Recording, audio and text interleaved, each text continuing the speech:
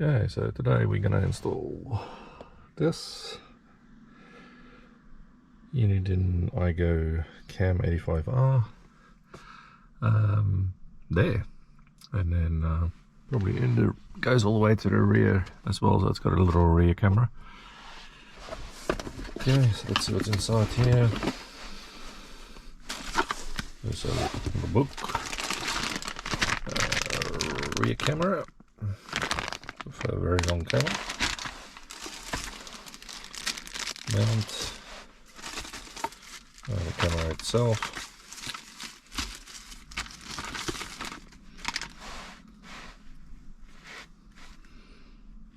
cool. And then your charger,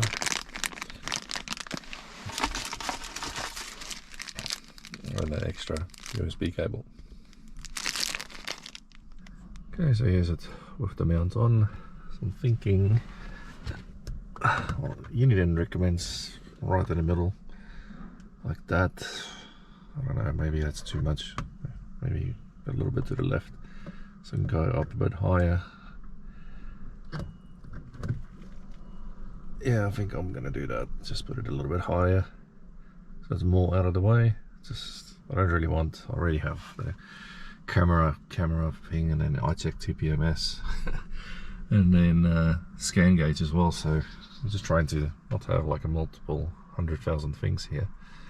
I'm thinking that's gonna be the best spot for it. On there, and I'll probably run the cable all the way around down there, down to the passenger's footwell, and into here for now. I do have a hardwire kit coming, but it didn't arrive, unfortunately. So yeah, let's get going. So here we go with cables. So I'm just running it from the dash cam up to the top of the roof, and then it just goes into this little cavity. There's a little cavity, it's just nicely in there. Okay, and then around here, just going inside this, I'm just going to get a tool from the garage, just a little plastic lifter. Everyone should have one. And then in here, I'm just running it to the back all the way there using this seal, so it should fit nicely in there.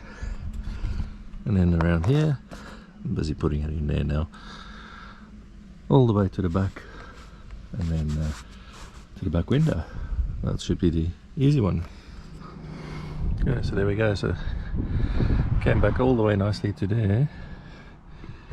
Then I run it down behind here and mount it on the back there. I did want to mount it on top just to get more view, but unfortunately the swivel bracket on it didn't really line up, and I didn't want to spend too much time to try and get it to fit. So yeah, it's just a rear one, so just to see if somebody drives into you in the back. So that should still provide good view from there, so I'm pretty happy with that.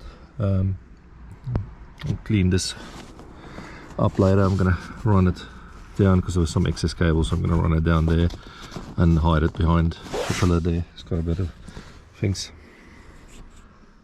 Okay, so there we are, all installed, and only problem I found is amarok that's always on, which means that's always on. So I'll tried updating the firmware, and it's still staying always on, even with setting parking mode and all those things. And it does say if you use parking mode, you need to use their hardwire kit, and it's like, well, I'm just using what came in the thing, so it's already a bad negative about this device, but apparently it's a known issue. So I'll email them and see what's going to happen to support. But otherwise it works very well. It's got the review camera on the top left there. It's got the speed and everything. Okay, I'm not sure why it's just going to 105 kilometers an hour there. That's pretty funky as well. But yeah, otherwise it seems pretty good quality. It feels solid. The video quality is great. The Wi-Fi is working good now after the firmware update. So yeah, just if I can get that one issue solved, I'm quite happy with it. Otherwise the install looks pretty good. It's just I am gonna change it to a hardwire kit, and hopefully that fixes the issue. But I'm gonna email them anyway, because it should work out of the box. Thanks everyone, bye.